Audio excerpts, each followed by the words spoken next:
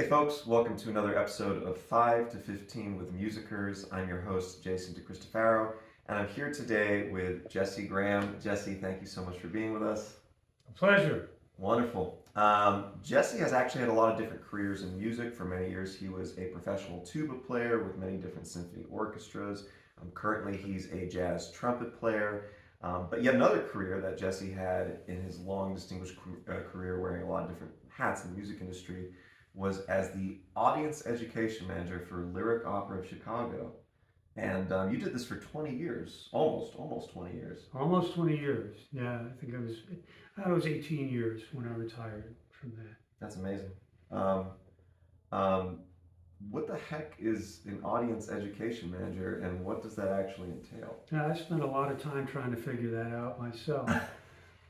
No, really, what audience education manager at Lyric was, at least when I was there and held the position, was pretty much exactly what it sounded like. I worked in the education department, but unlike a lot of education departments with operas that just focus on kids, school children and school programs, which the Lyric had plenty of, my job focused on our actual adult audience and trying to help them enjoy their opera experience more and to get more out of it, basically. So that was what my job entailed. That's wonderful. What were some of the things you specifically did working with adult audiences? Well, early on in my career there, which really started out at the very beginning of the World Wide Web time there, and this has some significance to my story, which I'll get to. But early on, a big part of my job was publishing what initially was called the study guide when I first got there. Of course, this is something I picked up from a previous person who held the position. I changed the name to the Lyric Companion, or the Lyric Season Companion, which made it sound a little more friendly. So just to clarify, this was a companion to whatever the season was, whatever production. To the whole season. We did 8 operas a year. Wow. And so this was a book that contained information about 8 different operas. There'd be a synopsis, there would be biographies of the composer and the librettist, that is the person who writes the words, and usually a pretty extensive article just delving into the opera itself. And I would write some of those things, and I would hire academics and other people in the opera industry to write those articles as well. So I got to work with a lot of interesting people and a lot of people who knew a lot about opera. So you're doing a lot of research. You're basically doing a deep dive into the history of opera and studying these specific shows. Mm-hmm. What were some other things that you had to do? What were some other parts of the job description in addition to this research and writing this companion? Okay, well, first of all, I need to add that the Lyric Season Companion eventually kind of fizzled out because sales of it just kept getting lower every year. And we finally realized it was because of the internet. Mm. And so when we got into the teens, the 20 teens, people started getting their information off the internet and they didn't need a book. So eventually I quit publishing that book. Now you have to repeat your question. Oh, sure. So in addition to that companion, what were some other things that you did as part of the job? Well, also when I started out, one of the programs I was in charge of was, and this was the only student program I was involved in, was the student backstage tours. And this was when school kids would arrive in big yellow school buses and come on into the opera house. And I had a whole army of docents who would lead these tours with kids, maybe 10 or 12 kids at a time in each group. And they would file all through these cool areas backstage, the wardrobe department, the props department. They got to walk across a catwalk that was 6 stories above the stage, which was pretty harrowing. And that was a pretty cool thing because I sort of saw it as a subversive way of getting kids interested in opera, because they got to get excited about opera without ever actually having to hear one. Well, in the process or attend one. Seeing, this is the theater. Yeah. Right. Seeing all the different things behind the scenes. They're not just seeing the finished product.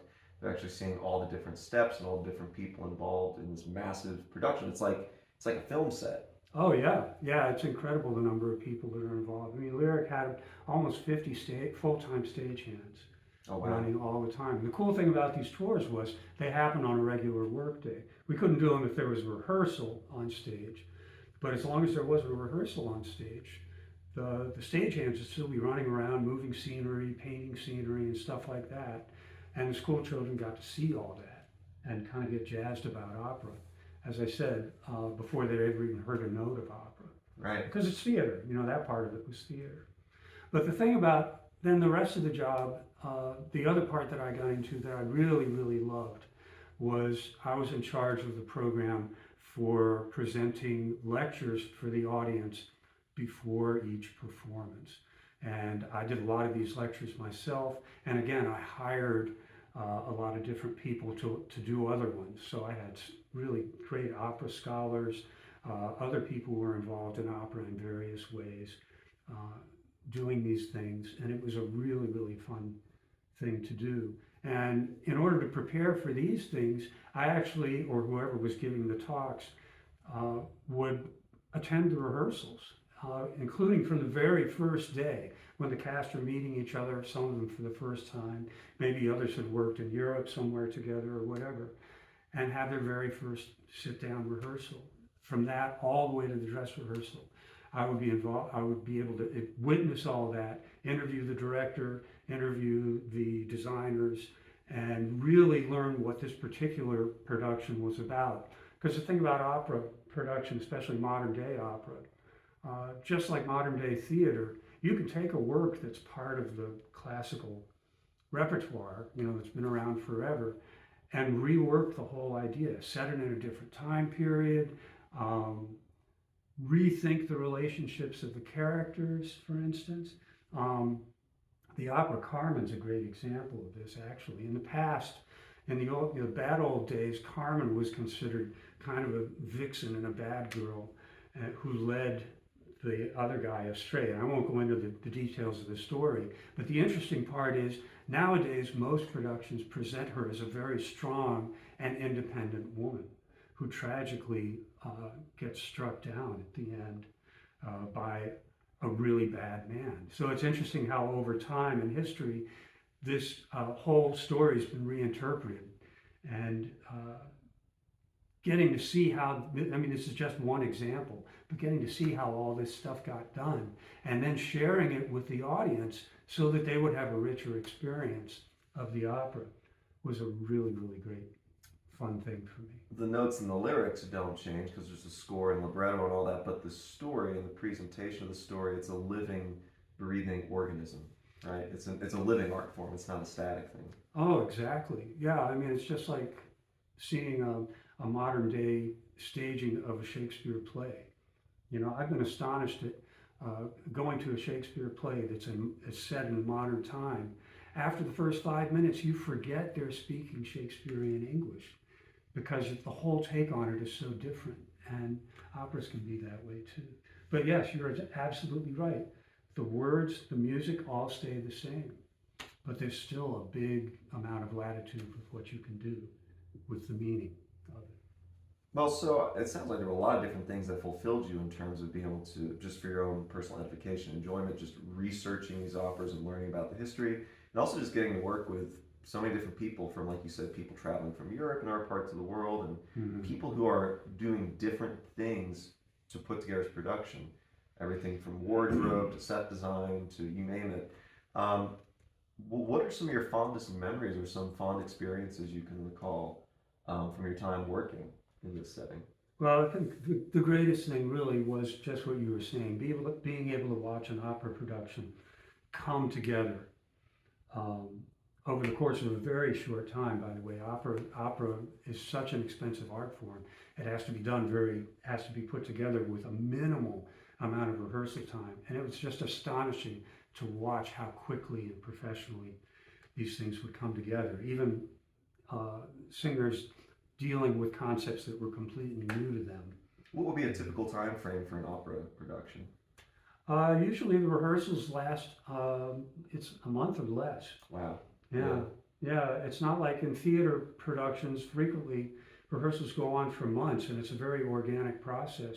Usually in opera, hopefully, the director arrives with a very clear idea of exactly what they want to do with the staging, and it's more a matter of working with the singers, and there's always a little give and take, but basically they come with the thing fully formed in their mind already. So it's quite different in that respect. But anyway, watching that process was one of the coolest things ever. I think probably my other fondest memory, and I don't mean to brag here, but was after giving one of my talks before the opera, a young man came up to me. He was maybe a freshman in college, and he came up to me and said, "I so wish that I had had a teacher like you." Mm-hmm. Or maybe he was a college graduate. And that was like the greatest compliment I ever got. And a lot of people said nice things about my talks, but that was pretty cool, because that was when I realized, okay, this really works. I really, my approach really got through to someone. And that person who I knew was going to be watching the opera in another 15 minutes was going to get more out of it.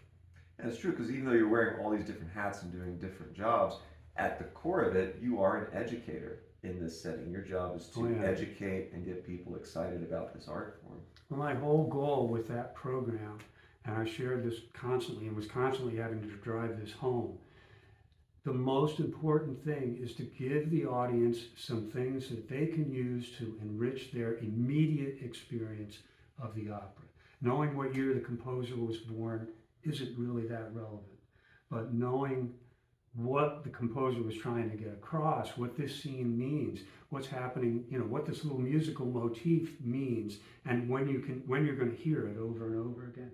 Stuff like that really that enriches your experience. That's what I was really going for. That's beautiful. Thank you. Well, before we go, we're almost out of time here, but just very quickly, the time period you were there from the late 90s to really just, I think, 2 years before COVID, it sounds like. Lots of changes in the world. What were some of the biggest changes you saw in the opera industry in that about 20-year time span? That's an interesting one. I think that, one of the things I notice is, most opera companies in the United States, at least, are always in a kind of a state of mild panic about the graying of their audiences. One of the things that I saw over that time is, indeed, more young people started coming, more young professionals. But I also kind of realized that the panic about the graying of the audience is a little bit misplaced, because what happens is, yes, your audience is very old, but the other thing is, opera is a pretty time-consuming and energy-consuming thing to participate in, even as an audience member. Plus, it's expensive. And I think one of the big reasons I noticed why the audience is so great is most of them are retirees. They've got more time, and because of that, they have more energy to, do this thing, and they have enough money to be able to afford the tickets. So kind of there's this rotation. Yes, people are dropping off, but new people are coming in. So I found that as a positive thing. I mean, the other side of the coin is opera is an incredibly extravagant and expensive thing to do, especially at the level that companies like Lyric Opera of Chicago does, world-class companies. And that's a hard thing to keep alive. And it's a big machine. It's a really big machine. Like I said, those 50 stagehands, an orchestra of 70 people, a chorus of about 50 people, sometimes 75, all those singers, all the administrators. I mean, the administration at Lyric was, lots and lots and lots and lots of people. So it's quite an endeavor, and it was great to be part of it for a while. Well, Jesse, thank you so much for your time. This has been wonderful. Everybody, Jesse, Graham, have a great day, y'all. Thank you.